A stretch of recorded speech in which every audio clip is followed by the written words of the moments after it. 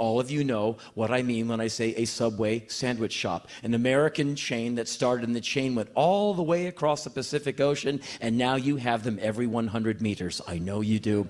Sorry. Anyway, I walked into one in the Midwest several weeks ago, and there's a man ahead of me. He's having his sandwich made for him.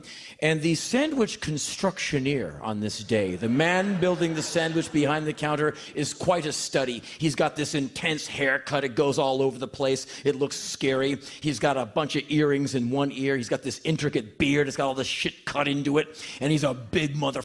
He's thick, he's hard, he's vascular, he's tough, he's got a lot of beef swinging from his bones. And from his t-shirt sleeves all the way down to his wrist are tattoos. He's fully sleeved on both arms. Not one bit of color in any of these tattoos. It's all black ink. He's pure. Basically, a man who can go into any country and go into a hardware store with a shopping cart and emerge with a bunch of stuff in it, take it to your guest room, and by dinner time, he will have built a crystal meth lab. He's one of those guys. He is trouble on 2 feet. And so I look at him like, whoa, what the is he doing working at a Subway? And to hear him have sandwich talk with the man ahead of me, it was hilarious. You see this big scary guy. Okay, sir, we have 5 kinds of bread. We have wheat berry. A lot of people like that. Would you like the pimento rye? It's like having someone from the SS make you a banana split. Would you like some whipped cream? You said whipped cream? Look at this guy, just blacked out for the death skull. He's talking about cherries to me. Oh, this is just precious. And so he eventually builds this sandwich for the man and shoves it down to the cash register, and he's right about to take my order when the cell phone sitting to his left on the counter rings. And he looks at me, kind of nods like, I have to get this. And I'm like, no problem. And he picks up the phone. Hello? Oh, really?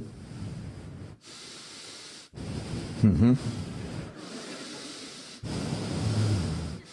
Bring her here now.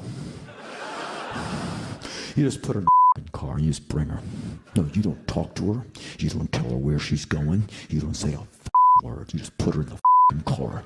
You bring her here right now. Oh, I'll be here.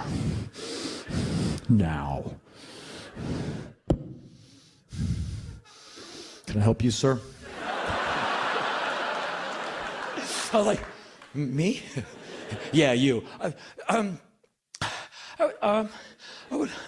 I said, yeah, I'd like to get a tuna fish sub 1 foot long. And as far as the bread, you're probably interested in what that phone call is about. Yeah, yes. I mean, I'm curious about, a lot of things, actually. Yes, if you want to detail what the minutes of your intense conversation, all ears. Yes, good. Please, go ahead. That was my wife. Our daughter is being disruptive in class, and she was in a fight on the school bus a few minutes ago. And so I've decided we're going to send her back to where she comes from. And so I'm having my wife bring her here so I can tell her right to her face. And I said, aha, thinking, we're bringing in a little moment for humor and to kind of take the pressure off the situation. I said, aha, the daughter from hell? He went, no, state care. We've been kind of putting her back with the state when we can't handle her. She fights us. She's cutting herself up. We can't control her. And this is the last straw. I mean, I can't take her fighting people at school and punching people on the school bus. She's aggressive towards teachers. She's aggressive towards us. And it's quite obvious we can't handle her. So we're going to have to put her back in state care. And so my wife is bringing you over now. So what can I get for you? And I was like, damn, man. And I'm thinking, why don't you just go out and take a break? I'll go back there. I'll do your job for a while. Because I'm an overachiever like a motherfucker on minimum wage jobs. I can kick that shit's ass, man, because that's the world I come from. I come from the minimum wage working world, and believe me, before I'm 60, it's where I'm going back to. And so I started having sandwich talk with the man. I'm like, okay, Well, let's go with a provolone on the tuna. Like, yeah, people like provolone. I know. Let's talk about the cheese and not think about your daughter and this awful thing that you're going to have to do a few minutes from now. And he made me my sandwich and he shoved it down to the cashier and he took the next order. And I've been thinking about that guy a lot because that's a lot to wrestle to the ground. He's got house payments, he's got car payments. He's keeping at least himself and his daughter and his wife alive with food. And every single day, this guy wakes up at the crack of dawn with this obligation. He has to get through the day with that minimum wage salary, with a Subway sandwich store salary. And by midweek, that paycheck is looking awful small. And he's got to strategize. I've got $150 and 5 days. I've got to get gasoline. I got to keep the electricity on. I got to make sure we have water. I got to make sure the kid is fed. I'm fed. The wife is fed. I got to make sure I get my car on the road and get to work on time. How do I do this? And every single day is like level 10 of one of those Xbox games where you're being chased by 3 armies, 5 dragons, the Crips, the Bloods, the Sharks, and the Jets.